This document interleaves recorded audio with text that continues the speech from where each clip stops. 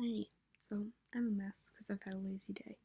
But I figured I saw someone else do this on YouTube. I forget who it was. I might put their name in the description. I don't remember. But I and I'm kind of late because it's like what, the 8th, but it's 2018 now. So, I'm I'm going to do 17 things that I learned in 2017 because this was an eventful year. This was a lot of big changes and things happen in my life that changed me as a person. Like, I'm a completely different person this January than I was last January. Like, it's ridiculous. Okay. Alright. So, 17. Try things you never thought you would. Try everything once or more than once if you like it. I've tried a lot of things this year that I didn't think I'd like, but I ended up liking them. Yeah, it's, you kind of don't know until you try, and you might find something that you really like. If you do something stupid or embarrassing, don't make it a bigger deal than it needs to be. No one will remember it if you aren't dramatic. So, if something happened, like at school or at work or whatever, and oh, this is number 16, by the way, and and it's embarrassing, don't make it a big deal. Like, for example, I was short on rent, and I made it a big deal because I was like, oh my god, they don't know that I don't work at Domino's anymore. Oh my god, they're gonna think that I have a job. Oh no, and I made this huge deal in my head when really I just went to them and was like, hey, I'm struggling with rent. Can you give me a few extra days? And they were like, yeah, sure. Yeah. 15. Even the closest friendships can grow apart and replace you, but you have to deal with it. That's kind of a theme for this year, is that you just have to deal with it and life goes on. So you gotta go on too. Audrey went to college. She's my best friend. Has been since like freshman year, sophomore year, or whatever. And she went to college. She became friends with Gina. They're super, super close. And I rarely talk to her anymore, which sucks because I thought they would be really good friends for like the rest of my life, but friendships end. Even your best friend in the world that you've been friends with for like 12 years, you guys can eventually grow apart, and didn't really realize how easy that is. Number 14, stop complaining about things without trying to fix it. Like all the new like Trump stuff. Like I complain about the Trump stuff all the time, but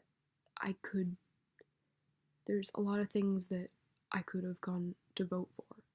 Because I'm 18, I'm a registered voter. I could literally just go to vote on something that I don't like, but instead I've stayed home a few times and been like, oh, this is annoying, and just complained about it, and I need to stop doing that. And if you can't fix something, stop complaining about it. Just try to fix it or try to move on. I think that's another big thing I learned this year. 13, stop apologizing so much. Be unapologetically you. Yeah, I apologize for everything. My boyfriend has pointed this out. And I need to just be like, whatever. I'm me, and if you have a problem with me, great. If you don't, also great. Whatever. And I need to work on that too. But I've just learned that I need to work on a lot of stuff, so yeah. I've personally learned that I love helping others, especially like animals, which I never really like. I never went through like a whole vet phase when I was a kid or anything like that. And but recently, my boyfriend has like 6 cats and 3 dogs, which is really cool. But I love them, and half of them are like obsessed with me, and I just love animals so much. The kid I babysit, he has a cat and a dog. and I love both of them. And I've just realized that I like a lot of animals and stuff, and I really want to help others, especially animals, because they're super sweet. Number 11. This is a big one. I actually like guys. I thought I was gay for a very long time, but I kept my options open. And I told myself that I wasn't going to stick to my label because labels don't define you or whatever. But I told myself I was gay, but I was like, hey, if a guy comes around and I think he's attractive, I'll go out with him, whatever. And now me and my boyfriend just passed our 6th month, which is really cool, and I'm like the happiest I've ever been.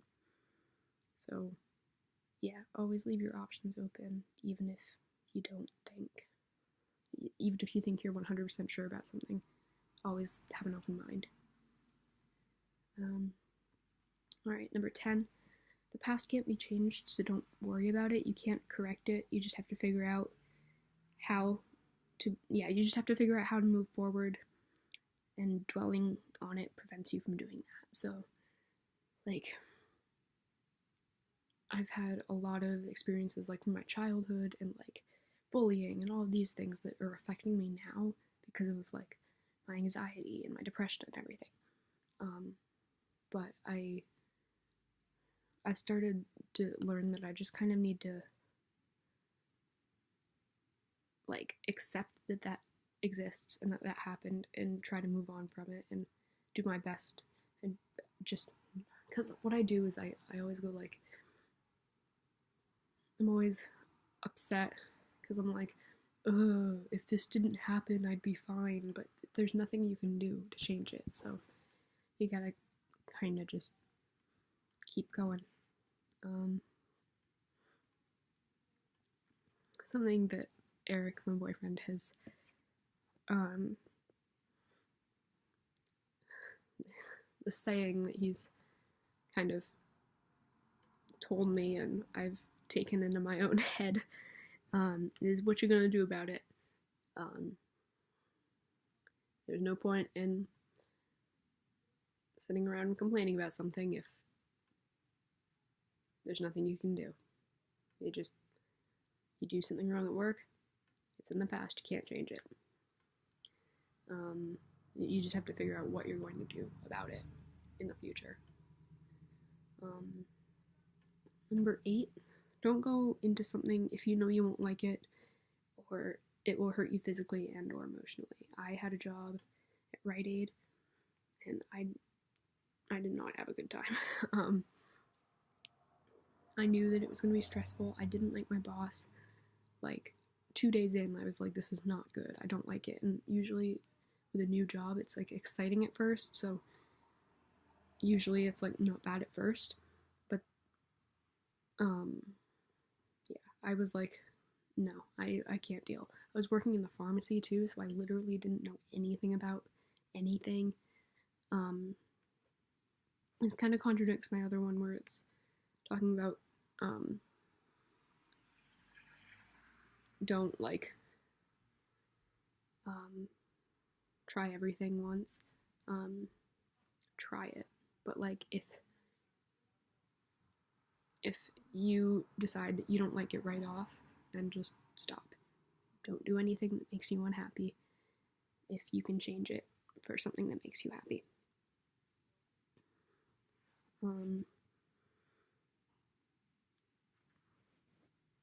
Never anticipate an ending. It only makes the ending come slower. When I was moving out, I was so excited to move out. And it just came slower, especially at the end of high school. I had a really hard time because I was just, senioritis was so bad and I was so ready to leave, and it felt like I was in a school of kids. And I just gave up because I was like, whatever, it's gonna end, it's not gonna mean anything. And then of course it came slower because I was just waiting for it.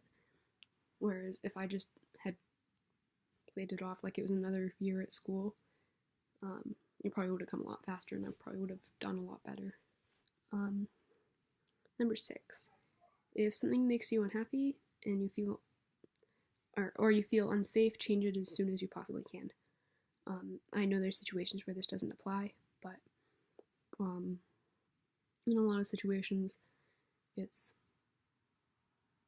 if it makes you unhappy, change it, because it's only going to make you less unhappy, and if you're unhappy, then it's just going to get worse. I've realized, especially with depression and stuff, because then you dread it, and then you're like, oh, I don't want to get out of bed, and then it's just not a good thing to do. So change it as soon as you possibly can. Number 5, be completely honest with your significant other. If they're really there for the long haul, the truth will make them much less upset than a lie.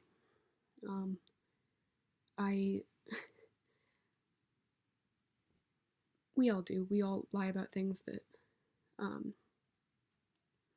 so other people would like us and stuff like that. And while dating Eric, I've told him all the things I was lying about. But just like little white lies, you don't need them. If they don't like you for the little things that you don't like about yourself that you want to change, then you're not really the person for you. Like, somebody you like should accept you and unconditionally. And if they don't, then it's not really worth it, in my opinion. Number 4, speak up when you feel upset or like you're not being treated right. This is a big one. I always held things in and I wouldn't tell anybody. But recently, especially dating Eric, he's helped me with a lot of this, which is why I'm mentioning him so much. He's completely changed my life for the better. But yeah, he's kind of taught me that if I'm upset with him, I just tell him, hey, I'm upset with you, instead of hiding it and just pretending like everything's okay, because then it bottles up inside me and then it upsets both of us. And then he's like, why didn't you tell me about it?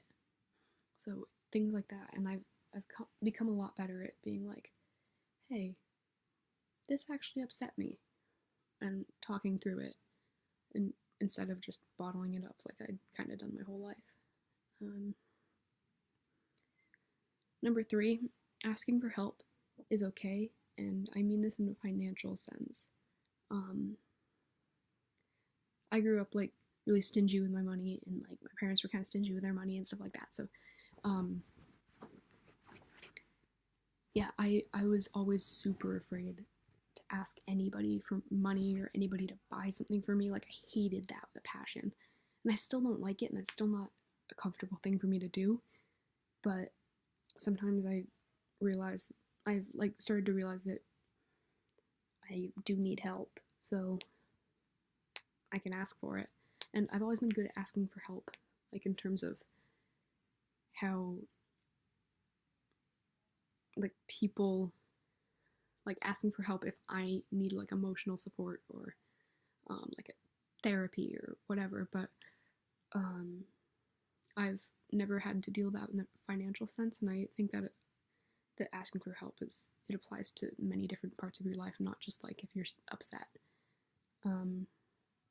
Yeah. Number 2, you sometimes have to give up your dreams in order to live. This was probably one of the hardest ones I've had to deal with.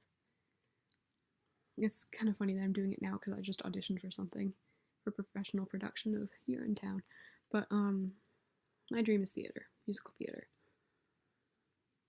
I can't make enough money to live on musical theater. I can't make enough money to live on part-time babysitting. So I've applied at temp agencies. I'm trying desperately to get a full-time job that pays my rent. And I have to do that in order to live, otherwise I'd be out on the street.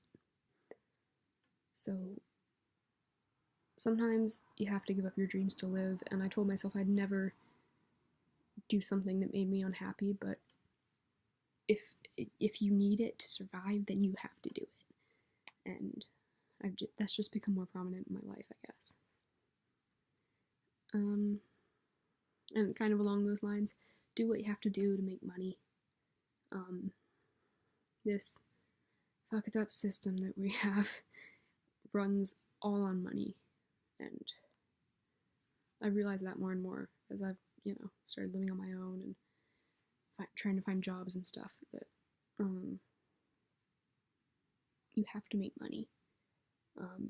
If you don't make money, then you live on the street, and it's just become very, very real to me. So a lot of this is like wake up call kind of stuff, but I think, yeah, the whole money aspect has been really difficult for me, and the whole like speaking up, speaking my mind, and just learning how to handle myself and my life has really been what's happened this year. So yeah, that's everything. The video's getting kind of long, so I'll let you go. But this was 17 things I learned in 2017. Thanks for watching.